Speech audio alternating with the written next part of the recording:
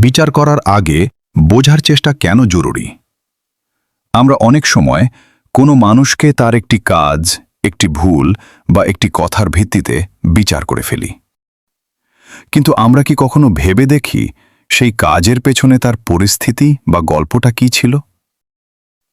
একজন মানুষকে বিচার করা খুব সহজ, কিন্তু তাকে বোঝার চেষ্টা করা অনেক কঠিন।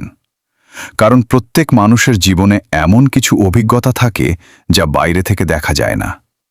কেউ হয়তো ভুল করেছে, কিন্তু সেই ভুলের পেছনে থাকতে পারে অজানা কোনো কষ্ট, অভাব বা পরিস্থিতি। তাই সিদ্ধান্ত দেওয়ার আগে তার অবস্থাটা বোঝার চেষ্টা করা উচিত। যে মানুষ অন্যকে বোঝার চেষ্টা করে, সে বেশি সহানুভূতিশীল ও মানবিক হয়ে ওঠে। কারণ সে শুধু ভুল দেখে না, বরং মানুষের অনুভূতিকেও গুরুত্ব দেয়। অনেক সময় আমাদের একটি কঠিন কথা বা দ্রুত বিচার একজন মানুষের মনে গভীর কষ্ট তৈরি করতে পারে। অথচ একটু ধৈর্য, ভালো ব্যবহার এবং বোঝার চেষ্টা অনেক সম্পর্ক রক্ষা করতে পারে। মনে রাখবেন, আমরা সবাই ভুল করি এবং সবাই কোনো না কোনো সমস্যার মধ্য দিয়ে যাই। তাই অন্যের ভুল দেখার আগে নিজের মনকে একটু নম্র করা জরুরি।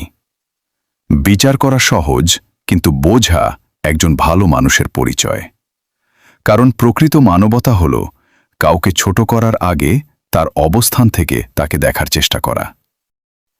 তাই জীবনে মানুষকে শুধু তার ভুল দিয়ে নয়, তার পুরো গল্প দিয়ে বোঝার চেষ্টা করুন।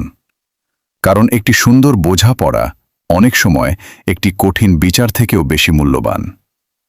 আপনার কি মনে হয়, বিচার করার আগে বোঝার চেষ্টা করাই কি একজন মানুষের বড় গুণ? আপনার মতামত কমেন্টে জানান।